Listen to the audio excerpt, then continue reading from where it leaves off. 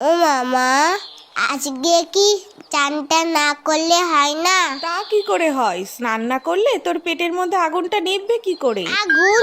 কোথায় আগুন? ওই তো দেখ না, তুই ফু কর, দেখবি মুখ দিয়ে ধোঁয়া বেরোচ্ছে। সত্যি সত্যি? হ্যাঁ তো, যা আয়নায় গিয়ে দেখ।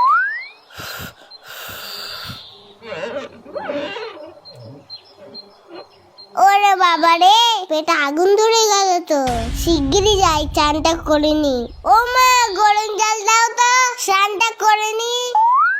এই মুখটা ঢালবো না, না পরেরটাই ঢালবো কোনি। ঠান্ডা ঠান্ডা কুলকুল, চান করতে আসাটাই ভুল। এই তো পেয়েছি, আগে তোদের চান করাই, না হলে তোদের পেটে আগুন লেগে যাবে। তখন বুঝবি খেলা। এই জায়গাটাইতে জল দিই তো।